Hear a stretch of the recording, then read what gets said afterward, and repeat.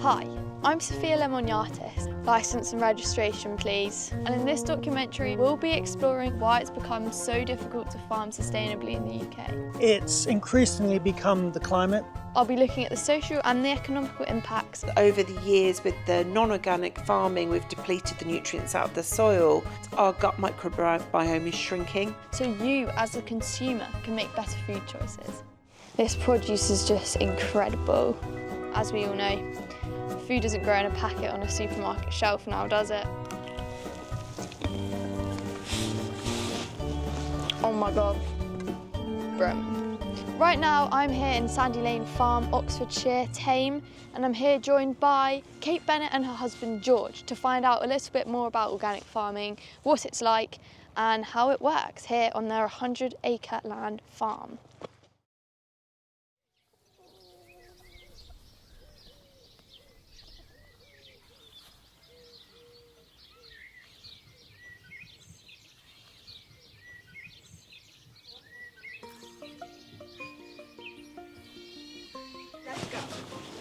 I'm joined with George Bennett.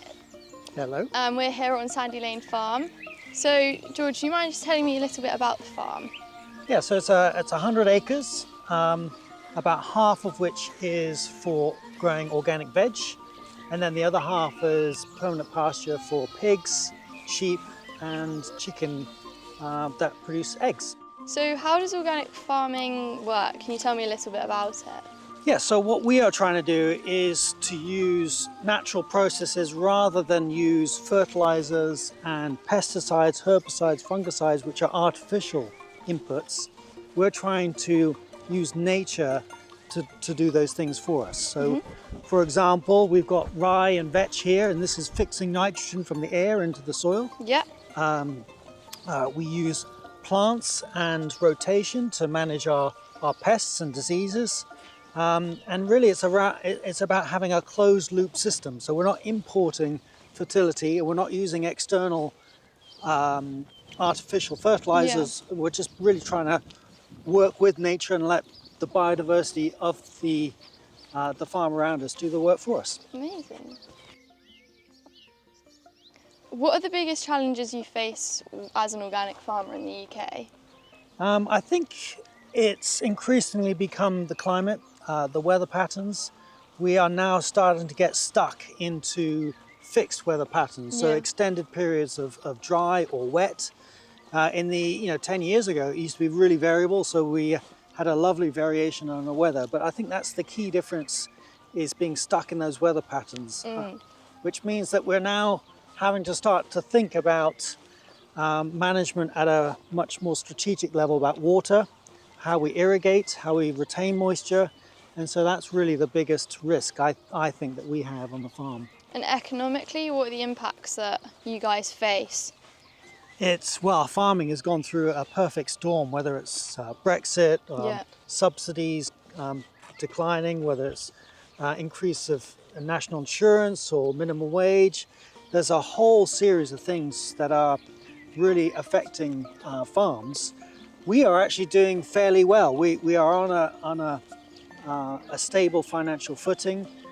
We are able to achieve that because we communicate a lot with our customers. Yeah.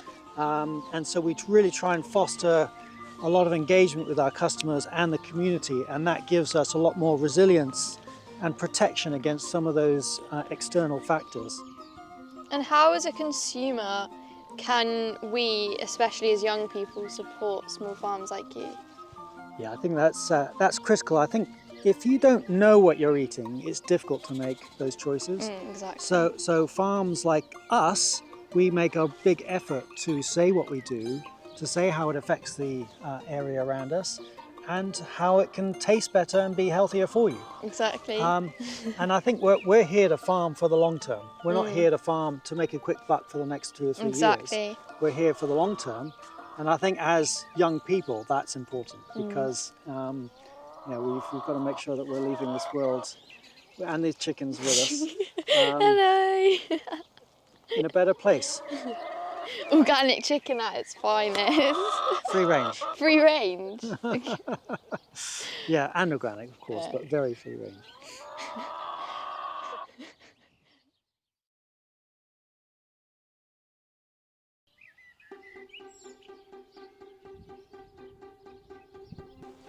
So these are the polytunnels. Yeah, so this is our protected cropping. So these are things that we can keep growing through the winter, or as we get into the summer, we can have things like tomatoes and aubergines that need a more protected environment. Yeah, it's significantly warmer in here as well. Definitely it gets pretty toasty. What do you have here? This is spinach. This is perpetual spinach.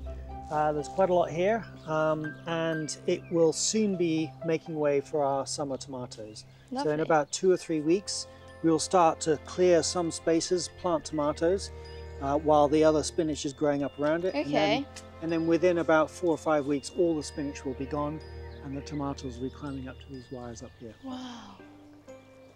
Okay, we're heading into Big Tunnel 2. It's got our winter salads in. Amazing. And we're just getting some radish leaf going here for the salad mix as well.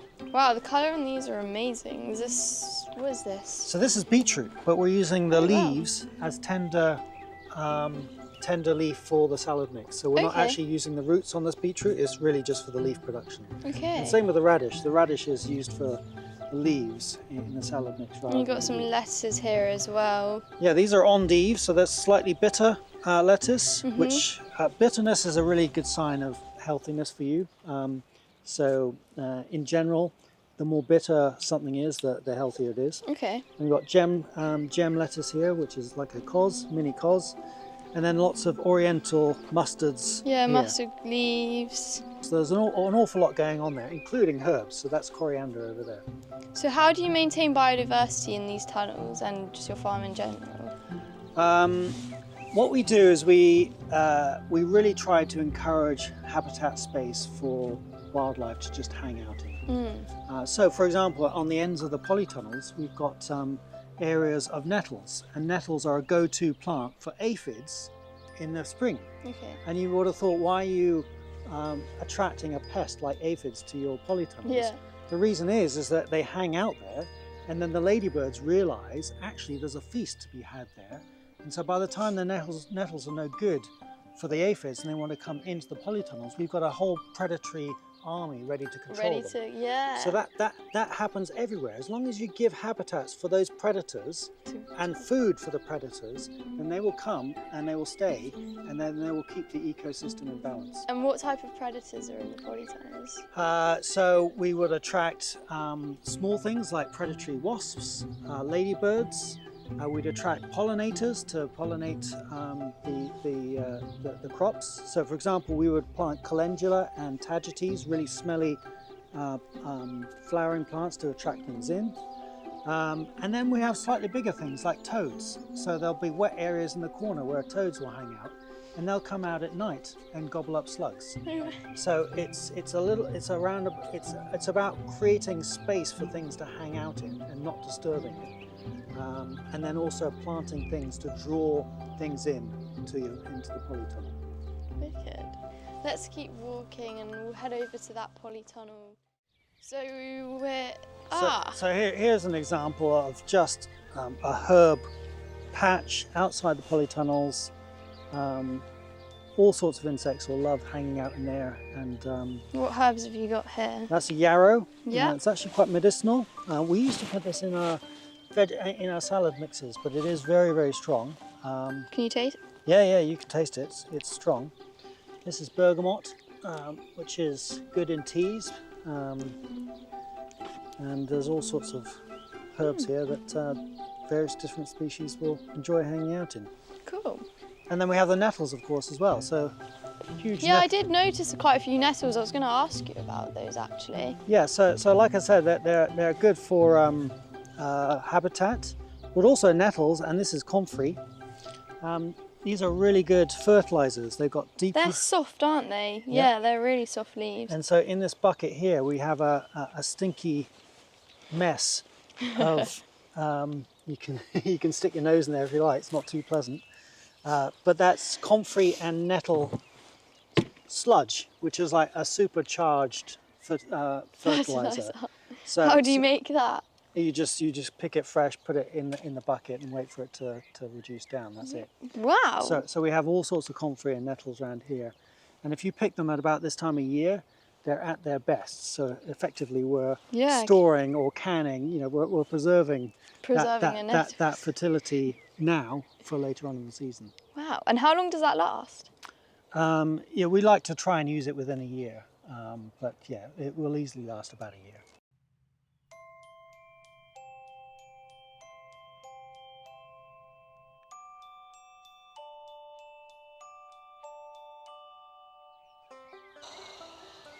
So I'm just about to plant some chard, which we're going to use for our mixed salad. They add nice bit of colour, a bit of yellow and pink. So yeah. I'm going to do, with different plants, you do different spacing because they grow different sizes and they need different, whether they need more room or not. So for chard, we're going to do 3 rows at 20 centimetres because they're not going to get super big at this, in the way that we're going to use them. So I've got this string to mark out the middle row, and I use this measuring to tell me at what interval to plant them. And so I just use this dibber to make a hole along the string for the middle row, and then for the other rows I've got some canes at either end for me to use as a guide. Yeah. And then I just do it opposite the middle row. Okay. And the same on the other side. And then these have been popped out, so they're nice and easy, and I gave them a water first before Should this. I do one with you? Yeah, sure. And you just pop it in the hole and cover it up so that you can't see any compost. Yeah. And that's it. And you give it a bit of a press. Cool. And that's all done. I'll help you out.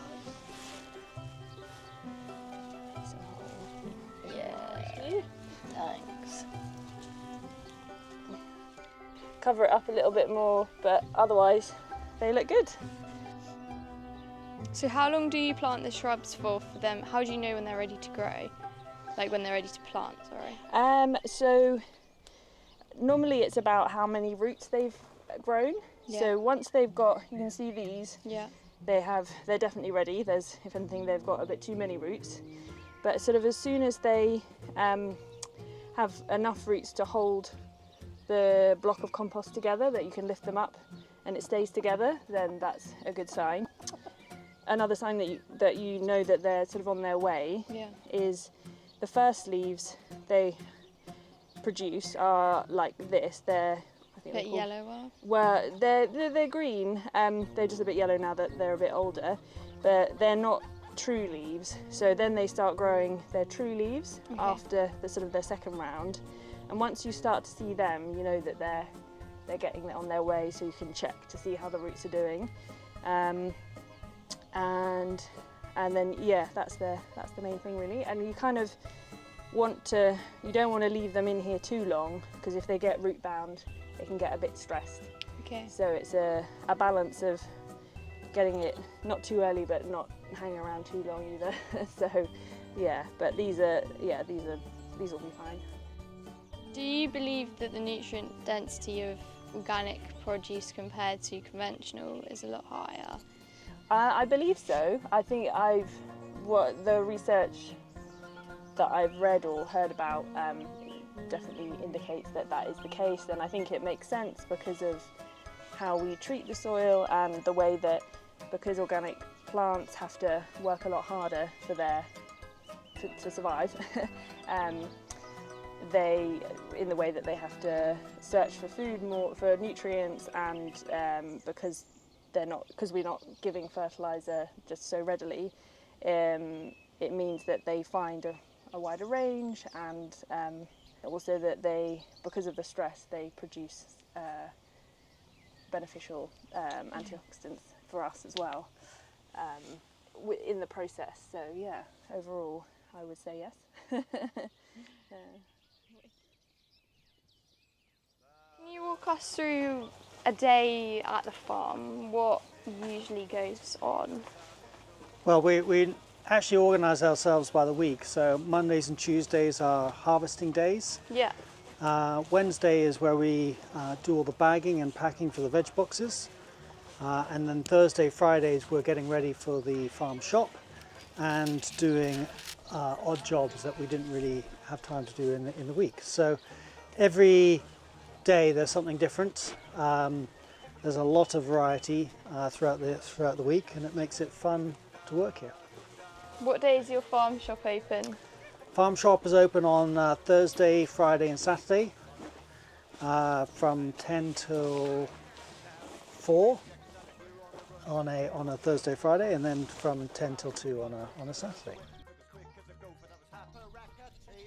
What are some of the misconceptions people have about organic farming? Misconceptions. I guess in the old days, organic farmers were seen as a bit of hippie or non-conventional, maybe tree huggers. Other misconceptions, probably it's really expensive. Yeah. I think there definitely has been occasions, particularly in supermarkets, where they've been profiteering on organic lines because organic customers really care about organic food, and supermarkets know they can charge extra. Whereas I think our prices here are really very reasonable. And you can buy things loose. So you don't have to buy big boxes of potatoes or whatever. You can take one potato or one carrot. So in our farm shop, you know, there's a lot more that you can choose to buy, you know, the quantities that you want to buy. So I think misconceptions are probably around price mainly. But I think a lot of the embedded cost in conventional farming, other people are paying. They're paying through climate change. They're paying through other things. It's at what risk, isn't it? And we are a small business. We employ 12 people, so we're really, we are really part of the local community and the local economy. And I think it's important to support those businesses that employ locally. And would you say it's a lot cheaper for consumers to buy from local farms compared to a supermarket, especially organic? Yeah, we're certainly cheaper than all supermarket lines organic, that's for sure. Maybe a little bit more expensive than the conventional lines within supermarkets, but not a great deal. So it's certainly a lot cheaper to buy direct from a local farmer, and showing your support to a local farmer means an awful lot. And can you talk a little bit about your veg box system? Because you guys have decided to create a system to send your food directly to the consumer. Yeah, that's right. So veg boxes is a really good way of reaching an audience slightly bigger than that can come to your farm. So having them online means that we can sell vegetables online. But running a veg box scheme is really complicated. You've got to sell it, you've got to brand it, you've got to take photos, you've got to pick, you've got to pack, you've got to deliver. So there's all sorts of really complicated things that you've got to bring together. And so what we've done is we've co-founded a technology company called Growing Good that actually has built up a veg box platform from the ground up to run veg boxes. And since we've been using it now for about 2.5 years, it's transformed our efficiency and our ability to make finances work with veg boxes. And has that for other farmers as well, or just? Yeah, so we've got about 50 other farms using the software. Okay. So it's really starting to be used quite widely. Is that mainly in Buckinghamshire or? All throughout the UK. Wow. So only one that's in Europe so far, but mainly in the UK, so Scotland, Wales and England. I don't think we've got any in Ireland yet. But yeah, so whole range of sizes. Some are big box schemes in London and some are tiny ones in Wales. So there's a whole range of different farms that are using it. So it's really quite satisfying that we've been able to enable local farms to reach a local market. Yeah, I love that. Do you struggle with anxiety or depression? Do you feel anxious, nauseous, and really tired all the time? Well, this might be the problem. The next person I want to introduce you to is Evie Nutrition. The reason I want to introduce you to Evie is to talk about healthy eating, what types of food you should be staying away from and why to pick organic over conventionally grown foods and their health benefits. Today I'm here with Evie Nutrition, who is a nutritional therapist specialising in gut health. So Evie, What are the main benefits of eating organic food over processed or conventionally grown foods? Well, according to the science, I think the most important things that we need to think about are the pesticide residues, herbicides and things like that that are left in the fruit and vegetables that we're eating. And I suppose we don't really have the long-term clinical data, enough of it to know how bad that is for us, but we've got a pretty good idea it's not going to be good for us. No. And so I think that's one part of the problem, is the pesticides, so what's in the non-organic. But the other problem is the non-organic farming, because the pesticides have gone into the soil, it's depleted the soil. Actually, the nutrient value of the vegetables and fruit is lower. Yeah. And there are some studies to show that you get a lot more benefits from eating organic. But I think we can probably make some sensible choices about which fruit and vegetables to buy organic, because price point is something to consider, isn't it, with the cost of living and everything. It's expensive, and I don't think we need to buy organic for everything, but there are maybe some other fruit and vegetables that we need to think about with the softer skin, the fruit and vegetables that we'd eat complete with the skin. They're probably the ones to spend your money on organic. So what examples of foods would that be? So the berries, I know from the recent list that was released. So, you've heard of the Dirty Dozen, right? There's certain fruit and vegetables that are known to contain the most amount of pesticides. Yeah. And they are, like I said, the fruit and vegetables, you'd eat the whole entire fruit and vegetables. So things like berries, peaches, plums, spinach leaves. And then it was really interesting because I only heard this the other day and I hadn't even thought about it. Was oats was a really bad one. Yeah, so we only buy crazy. the pinhead oats, they're called, aren't they? They're the complete oat. Yeah. And organic, but particularly having the non-organic source, because I didn't realise this, but with a crop of oats are sprayed with glyphosate. Okay. And that's, I think Americans call it Roundup. Yeah. And they spray the crop, and the spraying process dries the oats out for harvesting. Okay. So actually, because they were damp when they were sprayed, they absorb all of that glyphosate, and so it goes completely into the oats. So they're one of the worst ones to have. So that's news to me. So we don't know everything. No, and also the process of oats, the fibre content reduces massively when they go steam and roll it and they hull it, don't they? Yeah, so from a gut health point of view, obviously that's something that we definitely would want to avoid, because the bigger overarching problem, to answer your first question about why is it so important to maybe consider organic against non-organic, is because over the years with the non-organic farming, we've depleted the nutrients out of the soil. But looking at this purely from a gut health point of view, the problem we have today is that our gut microbiome is shrinking. Yeah. So we don't have enough of the gut microbiome bugs, the bugs that used to keep us really healthy and happy and improve our metabolism and our mood. This all stems from sort of species that are thriving in our gut. And with the shrinking soil microbes, because of the pesticides used and the spraying, we're eating these foods. We actually have a much more narrow diet, so less diverse, and the food that we're eating is also then covered with the herbicide, or it's absorbed the glyphosate, things like that, and that's not good for our gut microbiome. So really, from looking at the bigger picture, we need to build the gut microbiome back up, and we're not going to be able to do that eating all of those non-organic foods.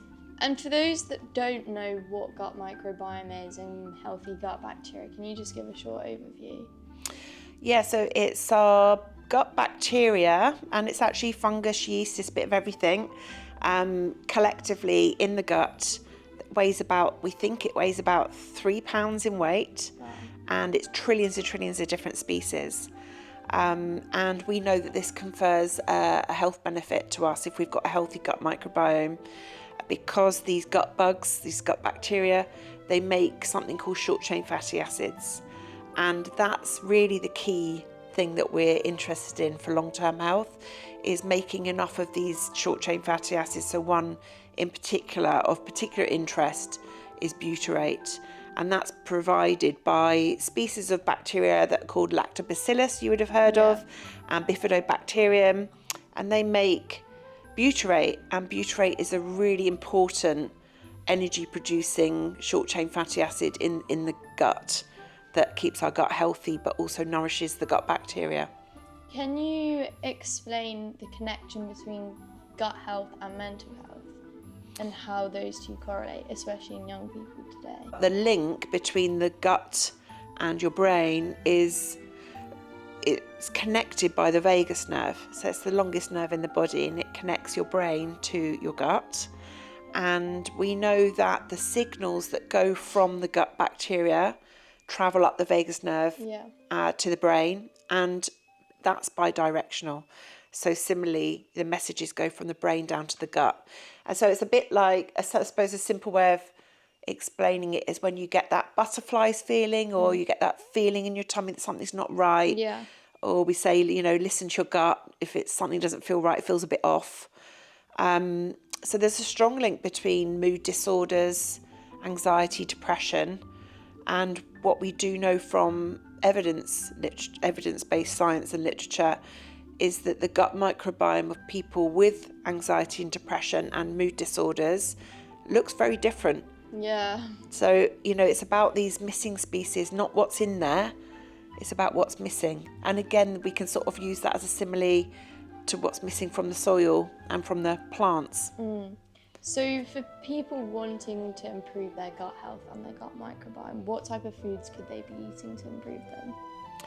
It's all about the diversity of the diet. I mean, some really easy, simple wins are things like herbs and spices, deeply coloured fruit and vegetables, so like beetroot, kale, carrots, think of those stronger coloured vegetables. They're just so powerful and so good for our gut, because they really do nourish the gut microbiome. But we have to weigh up which ones are we going to pick that are organic and which ones are okay to eat non-organic. Like avocados, you're going to take the skin off, right? So we're not going to eat the skin, and onions are pretty safe. Bananas, we take the skin off. So there's some easy hacks we can get around, I think, for cost. And things like kefir. Yeah, so fermented sort of family of foods are brilliant. But my rule of thumb would be to pick unflavoured, so you avoid the sugars, because they wrap it up, like you said, it's like kefir. If it's kefir, it's healthy. But then if it's like, mango flavour and strawberry flavour, there's lots and lots of sugar in that. So go for a plain flavour and maybe add your own fruit and sweeten it with a bit of honey. I quite like plain kefir, so it's horses for courses, isn't it? But that would be my top tip, would be to go for plain flavours. And don't forget about the other fermentable foods that have got the lactobacillus in them, like olives, sauerkraut, kimchi, kombucha. Again, you have to watch for the sugar content. But if you read the label, it should be fairly obvious by the lack of ingredients on the label. So less is more. Yes. Less is best. Yes, that's so true.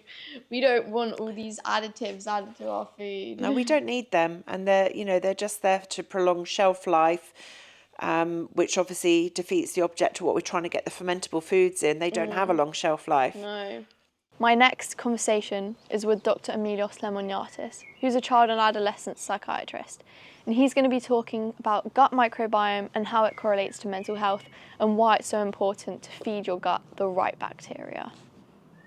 My name's Dr. Emilios Lemoniatis, and I'm a child and adolescent psychiatrist. That means I work with a variety of young people and their families who have a variety of different mental health situations or conditions, and we try and help them as best as we can. One of the things that's really important, in my opinion, and has always been really, it's not just now, it's not a fad, has been people's diet. The most important thing with food is that we enjoy it, right? Food is amazing. I love eating. I think a lot of people like eating as well. So it's important that we keep that really at the forefront of whatever decisions we make around eating. Now, there's a lot of information about what kind of foods you can and can't eat. Now, the best way to think about that really is to think about what your body has been doing over your lifetime, over its lifetime, and over evolution. Now, we have been around as humans for thousands and thousands and hundreds of thousands of years. So we've carefully evolved precisely around an environment, different plants, different animals, different bacteria, and we've survived for hundreds and thousands of years in relation to the food and to the plants and other creatures around us. It's only in the last 150 years or so that food has become what we call industrialized. That means we've used machinery, we've used transport systems across the world that use other products and chemicals in order to maintain its freshness and palatability. And we've used chemicals like pesticides and antibiotics to keep things growing quickly and keep them as fresh as possible so that they reach our supermarkets. Now, in my view, there's a lot of thinking and a lot of consideration in terms of how organic your food is. And I think that's really important because it started a conversation with people about how much chemicals go in, particularly to fruit, vegetables, and meat. So what I'm going to start with is natural food. Natural food is food that looks like something that has come out of the ground or has come from a particular animal, okay, or a fish or a seafood product. The healthiest ones, I think, in my opinion, are the ones that have been messed about with the least, right? So that means products that you can see what the shape of the animal looks like, what its color looks like, that it hasn't had loads of sauces and flavorings and other chemicals and sugars added on top of it. I think the other thing to really think about is cost. Right, we all have a budget to work to, and we don't all have loads of money to spend on very expensive things. Now, there's ways of buying food that hasn't been processed and hasn't been messed around with, that's inexpensive and is easy to do and easy to cook. Now, the first tip that I'm going to give people is to look at the counters in your supermarkets or markets where the food is either nearly going out of date or is on sale. I go to those counters all the time and I have picked up some amazing bargains. Sometimes those foods are organic, sometimes those foods are really high welfare standards. So I would definitely go to your supermarket and look for that kind of stuff. And if it's in abundance, particularly if it's in season, why not buy a lot of it? And if you've got space in your freezer, stick it in your freezer, okay, to have later on. Fruit can be frozen, vegetables can be frozen, meat can be frozen down, fish can be frozen down. If you've got some good quality stuff and it's at a bargain price, get it. Try and save it, try and freeze it. The other things that are really good are dried pulses. These are amazing, okay? They're full of protein and amino acids, and you can either buy them pre-prepared in a jar, for example, or dry. And if they're dry, you just pop them in water, and overnight you will wake up and you will find your pulses are fantastic, they've been hydrated, and they're ready to be cooked the next day or the following evening when you come home without much pressure or without much stress. The other thing to think about is the range of nutrients that you're getting. I think it's really important to understand just how much fiber our body needs, and that comes from these things like raw vegetables and the pulses. Combined together, they really help what we think is important to us now, and we've begun to understand over the last 10, 15 years more, is our microbiome inside our stomach and inside our intestine. Because this system, your intestine and your gastrointestinal system, really impacts the way you feel and the way you think. I think the other thing to think about is a good range of different foods that contain different vitamins and minerals, and also things that can contain omega-3s. So these are really needed by your brain and your body to keep your brain and body working as well as they can. And they come, amazingly, from oily fish. Now again, the best kind of, and the least expensive oily fish is tinned sardines, which we can make in this country as well, so it's not travelling far. If you can get it with the bones in, whether you like bones or not, right? Trust me, the bones are really delicious. They contain a lot of calcium, and they have natural oils of the fish that are in there that contain all the lovely omega-3s. So oily fish, and oily fish tends to be smoked as well, so you can get smoked fish too. Now, I think that is a good enough start to help people think about the wide variety of foods and what they should be thinking about when planning their next shop, when planning their meals, and when they're trying to improve their diet.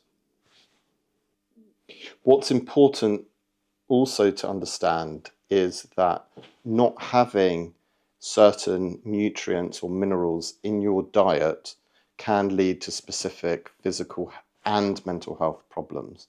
For example, something like vitamin B12, that's fundamental to the way your nervous system and your brain and your body, your muscles work. So if you have a B12 deficiency, which can be caused by certain medical problems or a particular kind of diet, then that can lead to symptoms such as low mood, aggression, irritability, nervous symptoms like shooting electric feelings through your nerves, through your muscles, weakness. Now, that is an example of one nutrient, vitamin B12, which can have such a strong impact on your body.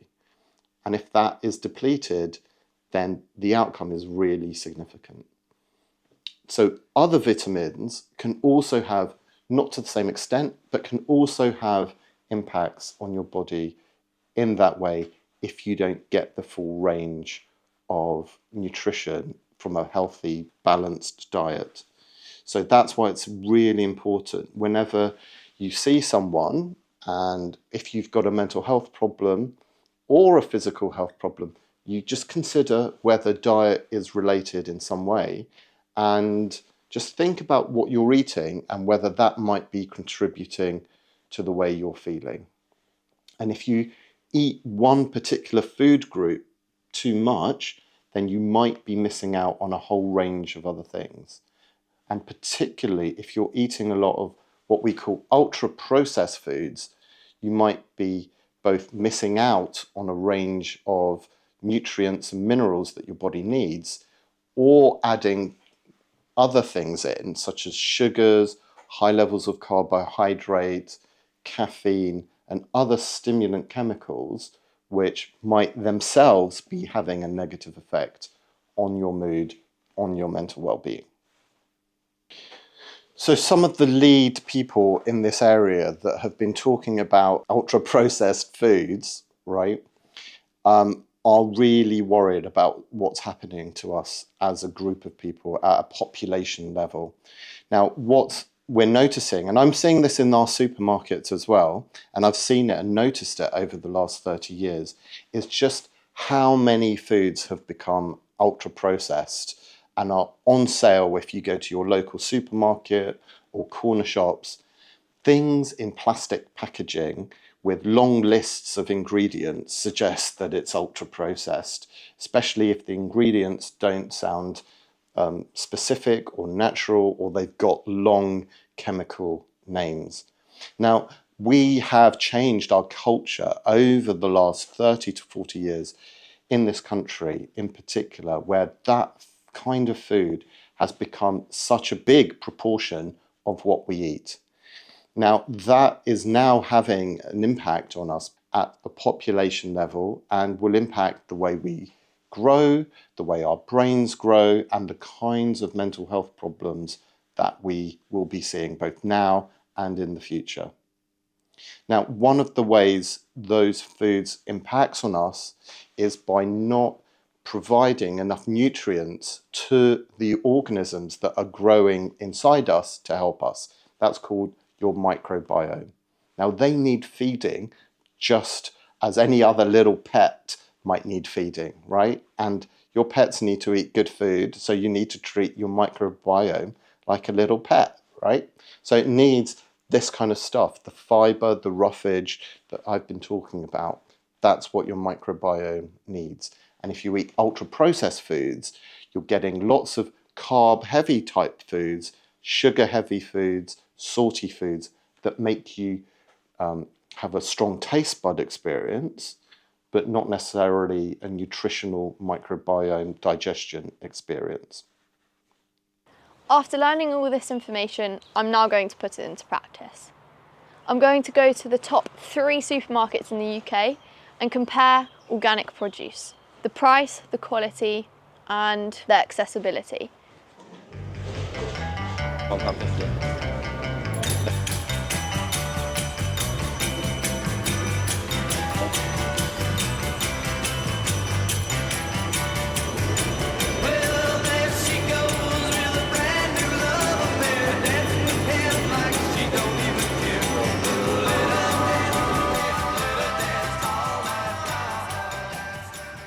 Looking at the prices of these meats here, the organic beef steakmince 500 grams is £7.25 compared to Tesco beef mince, which is 5% fat at £4.19.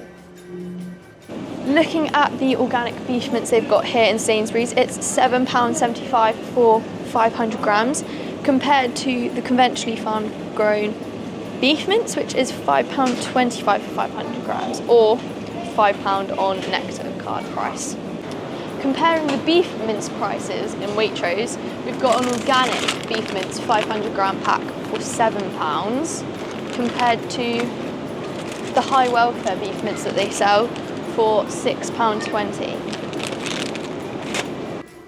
Heading over to the organic chicken, you can see it's actually all sold out except for one thing.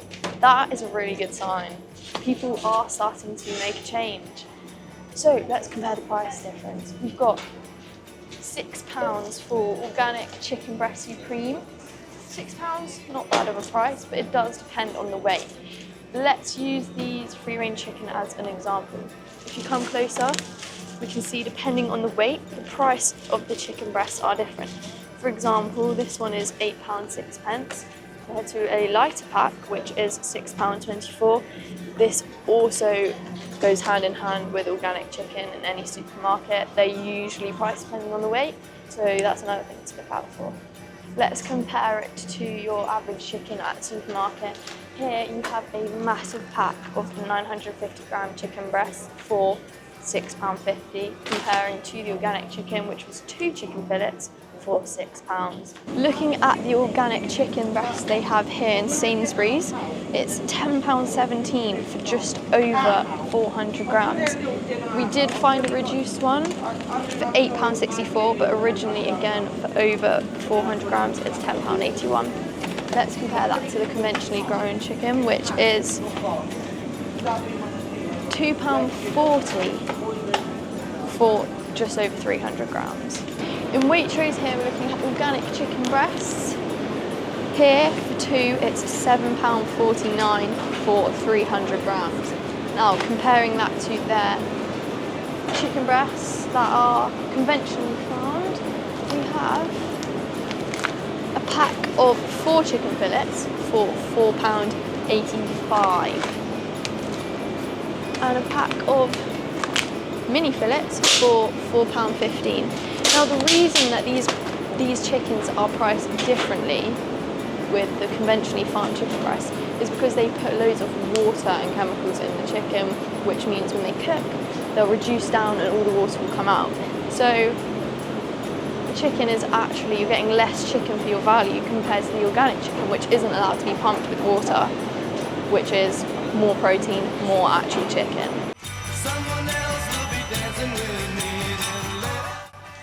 Looking at the organic eggs here, we have a 6-pack of organic eggs for £2.80 compared to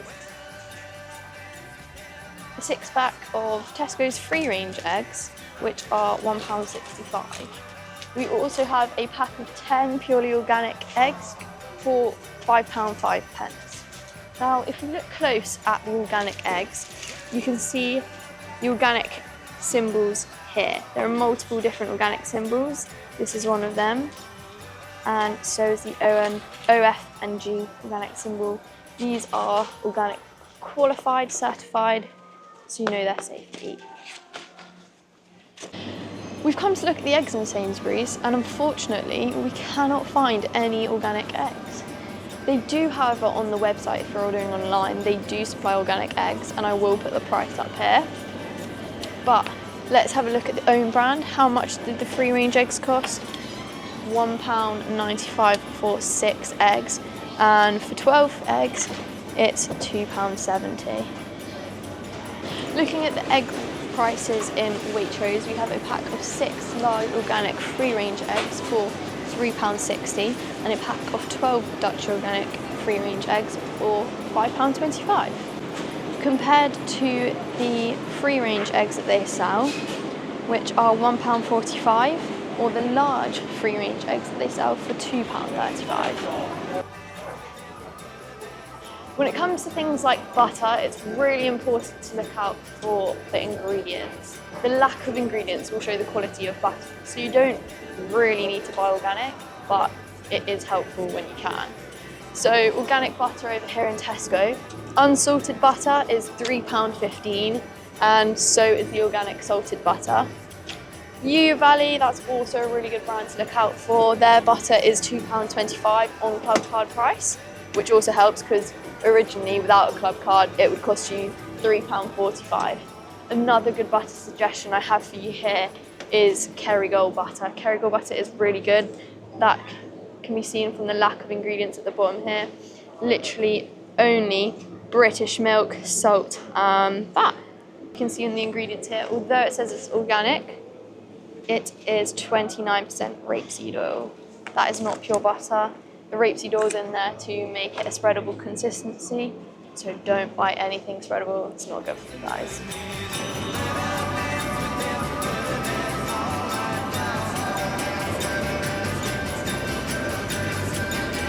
Guys do production.